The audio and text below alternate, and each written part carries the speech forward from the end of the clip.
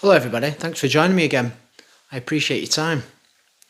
Look, the world is beautiful, but it isn't soft. It runs on balance. Too much rain floods a field, too much sun burns a crop, too much wind breaks the branch, and people are no different.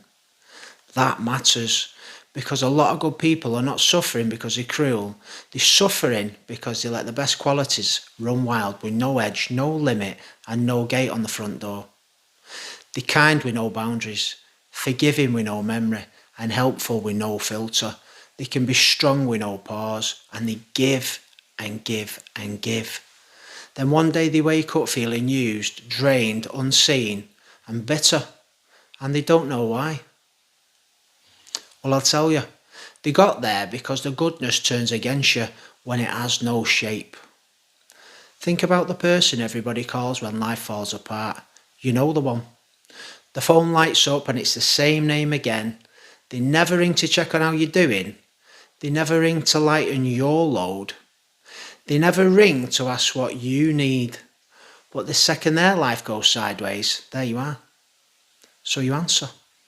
You calm them down, you sort the problem, you carry the weight. Then they disappear again until the next crisis. If that feels familiar, it isn't random, it's a pattern. And that pattern tells you something. You're not being loved, you're being used. That sounds harsh, but it's clear and it's better than a lie. Because people can depend on a tool, people can rely on a machine, and people can lean on a surface. That still isn't love. A person is seen, a person is valued, a person is considered. A person isn't only remembered when something breaks. So start with some kindness, because this is where many good people get trapped. Kindness is beautiful when it's chosen. It becomes dangerous when it's automatic. If you're kind to everyone all of the time, no matter how they treat you, selfish people won't call that virtue, they'll call that access. They'll see someone who can be there all the time, lean on, borrow from, speak down to, disappoint, and still come back to later when they want something else. Once that pattern settles in, your kindness stops being received as a gift. It starts being treated like a standard service. Then the whole thing will change. What should have been appreciated becomes expected. What should have been meaningful, it becomes background noise. That's what happens when kindness has no shape. People value what has weight. They value what costs something. They value what isn't handed out to everyone. That's true in money, it's true in time, it's true in affection, and it's true in kindness. If your yes is available to everyone, your yes stops carrying meaning. And once your yes loses meaning, people stop respecting it. Without respect, real connection dies. You can still have contact without respect. You can still have text, calls, dinners, jokes, history, even affection. You still won't have real connection because real connection needs care. And care needs limit. Now look at forgiveness. Forgiveness can heal you. It can stop bitterness from poisoning your mind. It can stop the ugly event from ruining and ruling your whole inner world. But forgiveness isn't the same as removing consequence. It isn't the same as going back. It isn't the same as giving the same person the same access after the same behaviour with a fresh smile on your face. If somebody lies to you, hurts you, then apologises and repeats it, your job isn't to prove how evolved you are by taking it better the second time. Your job is to show them that your life has a line. Because if there's never a cost, people learn the wrong lesson. They don't learn, I need to change. They learn, I can get away with this. They learn, their pain won't move them. They learn, their boundaries can be talked through, cried through, and ignored. And once people learn that, respect will always die. That's why forgiving too quickly is not noble. Sometimes it's fear, sometimes it's loneliness, sometimes it's you trying to keep the peace because the truth will require something painful. The truth may require distance.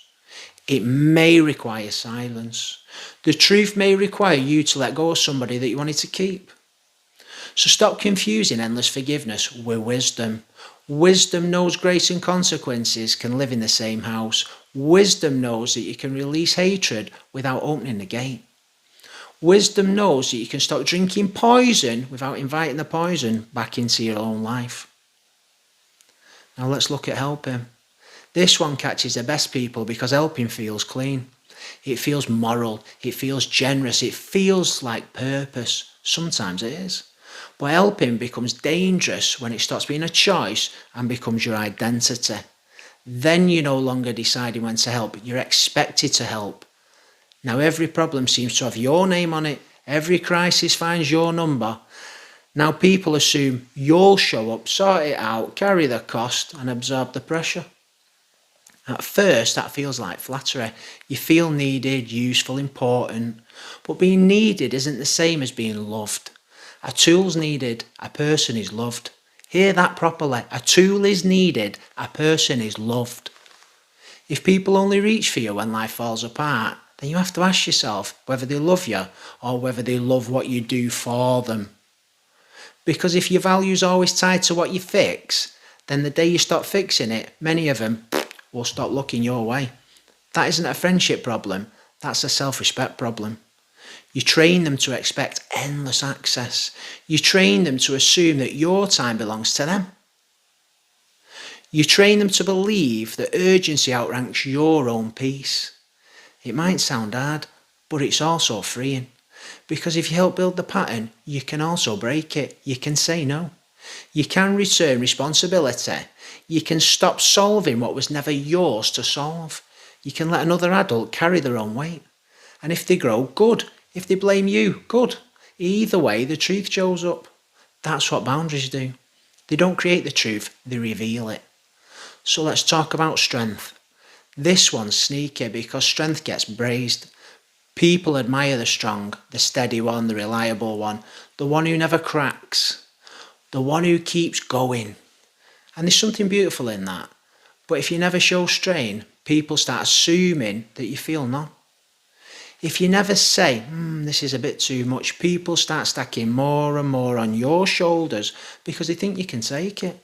Some do it carelessly, some do it selfishly, and some do it because your strength unsettles them and they want to see where your breaking point is. That's the ugly truth that many strong people learn too late. If you make yourself look unbreakable, some people won't honour that, they'll test it. That's why strength needs balance too. A tree that never bends in the wind doesn't stay noble forever, it snaps. Real strength isn't pretending you need nothing. Real strength is knowing when to carry, when to pause, and when to put the load back where it belongs. Real strength is saying, no, that's not mine. Real strength is resting before resentment takes over. Real strength is telling the truth before your body has to scream it for you. Then we come to giving. This is where many people discover what bond they really have with others. If you give too much and too often in the wrong relationships, people start loving your hand more than your heart. They love the favour, the loan, the gift, the lift, the convenience, the comfort, the emotional labour, the way you make life easier for them. Then the day that your hand's empty, the warmth goes with it. That can hurt, but it clarifies you too. Because now you know what the attachment was built on.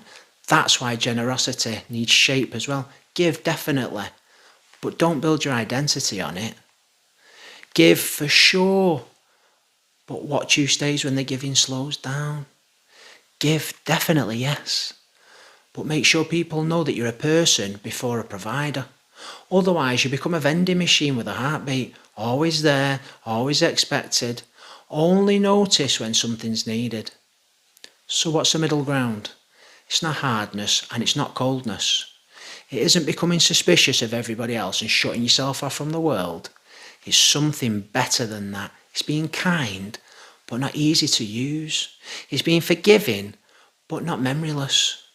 It's being helpful, but not permanently available. It's being strong, but not a machine.